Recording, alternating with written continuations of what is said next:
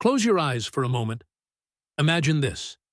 You wake up, not in your bed, not on Earth, but floating in an infinite void. There's no body, no stars, no time, just your consciousness. Your thoughts, your memories, everything you've ever known are all that remain. But here's the unsettling question. Are these memories real?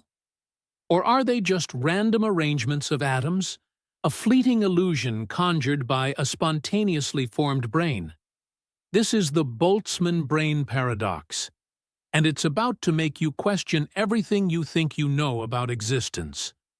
Today, we're not just exploring free will and determinism, we're diving into the very nature of reality itself.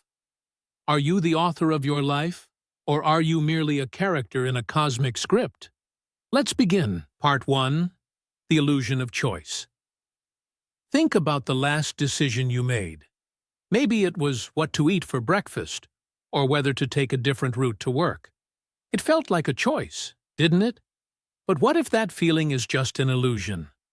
What if every decision you've ever made was predetermined by the laws of physics, by the chain of cause and effect that began at the birth of the universe? This is the heart of determinism. The idea that every event, including human actions, is the inevitable result of preceding events.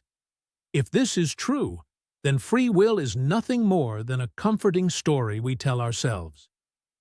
Consider this. Your brain is made up of neurons, which follow the same physical laws as everything else in the universe. When you make a decision, it's the result of electrical impulses and chemical reactions, processes that are, in theory, predictable. If we could map every atom in your brain, could we predict your choices with perfect accuracy? And if we could, where does that leave free will? Is it possible that your sense of agency is just a byproduct of complexity, like a computer program that thinks it's making decisions when it's really just following its code? Now, let's take this a step further.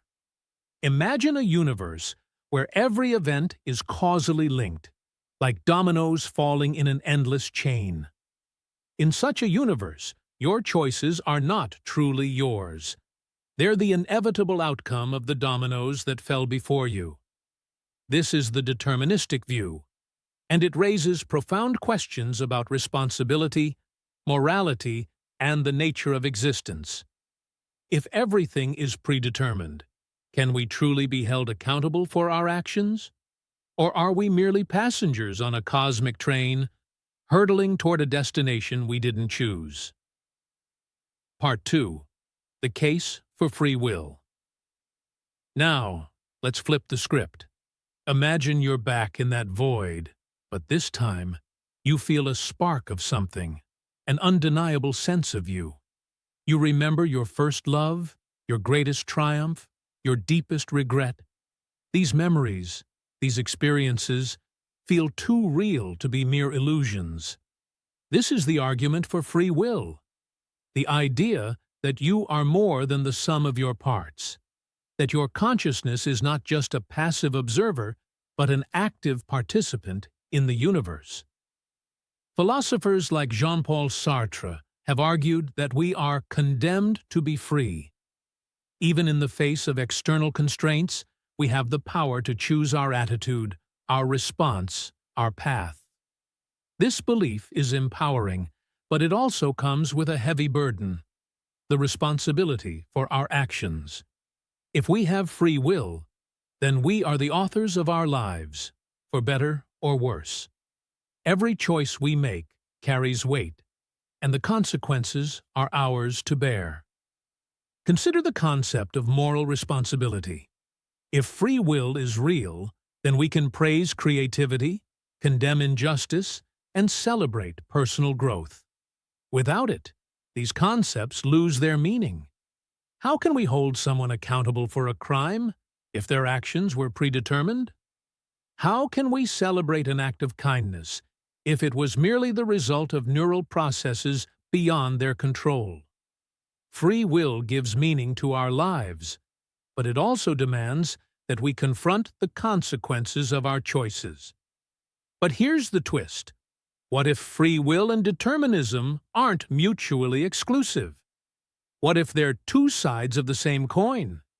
This is the idea of compatibilism, which suggests that even if our actions are determined by prior causes, we can still be free in the sense that we act according to our desires and intentions. It's a middle ground, but is it enough? Or does it dilute the essence of free will? Part 3. The Boltzmann Brain Paradox. Let's take a step back and revisit that void. If the universe is infinite, with infinite time, then anything that can happen must happen. This is the basis of the Boltzmann brain paradox. In an infinite universe, random atoms could spontaneously arrange themselves into a fully formed brain, complete with false memories and a sense of self. If this is true, then which is more likely? That you are a real person living in a real universe, or that you are a Boltzmann brain, floating in the void, imagining everything?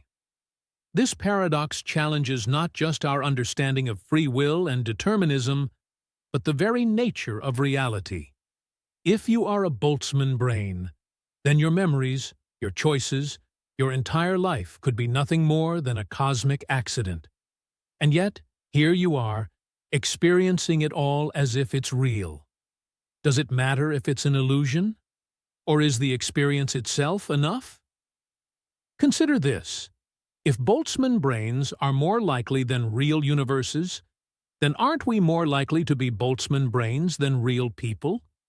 Every memory you have, every person you've met, every experience you've lived through could be nothing more than the random firing of neurons in a cosmic accident. Some philosophers argue that this paradox reveals a fundamental flaw in our understanding of probability and the universe. Others suggest it might point to deeper truths about consciousness and reality. Perhaps we're all just thoughts in the mind of a greater consciousness, or perhaps our understanding of cosmic probability needs serious revision. Part 4. The implications of the debate. So, what does all this mean for how we live our lives? If free will is real, then we have the power to shape our destiny, to learn from our mistakes, and to strive for a better future. This belief can be empowering, but it also comes with a heavy burden of responsibility. Every choice we make carries weight, and the consequences of our actions are ours to bear. On the other hand, if determinism is true, then our lives are like rivers flowing along a predetermined course. This perspective can be comforting in its own way, relieving us of the pressure to control every outcome. But it can also feel disempowering, as though our efforts and aspirations are ultimately futile. How would you live your life if you believed that everything was already decided? Perhaps the truth lies somewhere in between. Maybe the universe is a blend of freedom and constraint, of chance and necessity. Maybe our choices matter, even if they're influenced by factors beyond our control. This paradox invites us to meditate on the nature of existence and our place within it. Consider this. Whether you're a Boltzmann brain floating in space or a conscious being in a vast universe, your experiences, thoughts, and consciousness are real to you in this moment. The paradox doesn't just challenge our understanding of reality. It invites us to appreciate the extraordinary mystery of consciousness itself. In the end, perhaps the most comforting thought is this. If you are a Boltzmann brain that just popped into existence, you'll never be able to prove it one way or the other. So you might as well enjoy the reality you're experiencing, whether it's real or not.